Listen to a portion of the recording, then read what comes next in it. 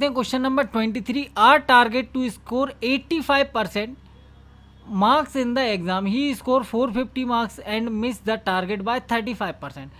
How much increment in the percentage should be there in his scored marks to meet the target?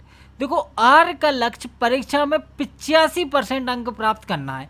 उसने 450 अंक प्राप्त किए और अपने लक्ष्य से 35% से चूक गया, 35% से चूक गया।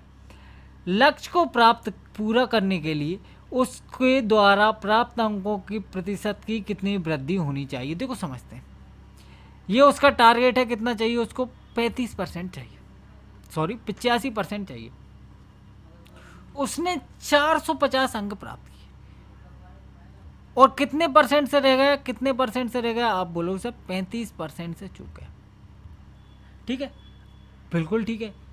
तो आपसे क्या पूछा है? लक्ष्य को पूरा करने के लिए उसके द्वारा प्राप्त अंकों का प्रतिशत वृद्धि, अंकों के प्रतिशत में कितनी वृद्धि होनी चाहिए? देखो अगर यहाँ उसको 35% कम चाहिए था उसको 35% कम मिले, 35% कम मिले, इसका मतलब मिले कितने होंगे? आप बोलो सर इसमें से 35 घटा दो, इसमें से 35 घटाएंगे कितना बचेगा? 50, 50 30 80 5 85, 50% अंक मिले। 50% की वैल्यू क्या आ गई? 450। अगर 50% की वैल्यू 450 आ गई, आपसे पूछा लक्ष्य को पूरा करने के लिए how much increment in percentage should be there in his score.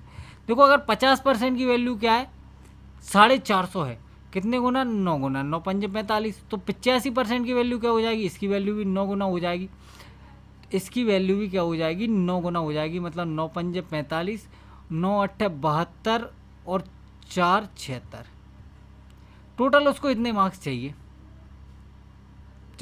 आप बोलो हाँ सर बिल्कुल इतने मार्क्स ही चाहिए। तो ये कितने परसेंट इंक्रीमेंट हो रहा है? या यहाँ से देख लो डायरेक्ट 35% की वैल्यू, 35 नम में क्या हो जाएगा? 5 नम में 45, 9 3 27 और 4 31। 315 मार्क्स इंक्रीज करना है। कितने पे? 450 पे। परसेंटेज में 100%, ये निकालना है।